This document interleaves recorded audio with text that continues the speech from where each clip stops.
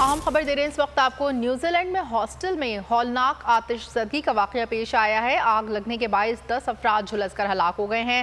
गैर मुल्की मीडिया के मुताबिक वाक़या वेलिंगटन के जनूब में न्यू टाउन लोफर्स में पेश आया है।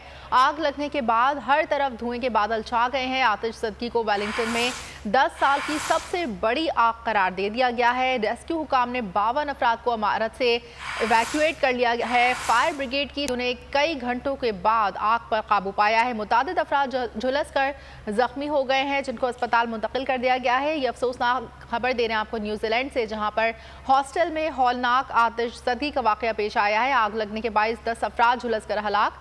गैर मुल्की मीडिया के मुताबिक वाक़या वेलिंगटन के जनूब में न्यू टाउन लोफर्स में पेश आया है। आग लगने के बाद हर तरफ धुएं के बादल छा गए हैं। आतिशज़दी को वेलिंगटन में 10 साल की सबसे बड़ी आग करार दिया गया है और रेस्क्यू हुकाम ने 52 अफराद को इमारत से निकाल लिया है।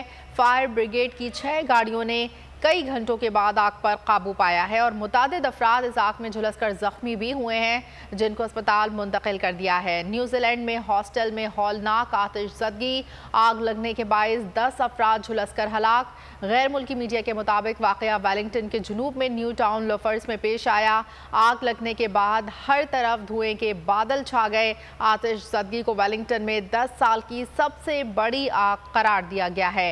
रेस्क्यू हुकाम ने 52 अफराद को इमारत से इवैक्यूएट कर लिया है। फायर ब्रिगेड की 6 गाड़ियों ने कई घंटों के बाद आग पर काबू पाया है। मुतादिद अफराद झुलसकर जख्मी भी हुए हैं, जिनको इलाज के लिए अस्पताल मुंतकिल कर दिया गया है। मनाजिर आप बोल न्यूज़ के टेलीविजन स्क्रीन पर देख रहे हैं। न्यूजीलैंड हॉस्टल में ये मनाजिर हैं जहां पर हौलनाक आतिशज़दी पेश आई है और कई अफराद झुलसकर हलाक हो गए हैं। वेलिंगटन के जनूब में न्यू टाउन लोफर्स में पेश आया ये वाक़या। आग लगने के बाद हर तरफ धुएं के बादल छा गए।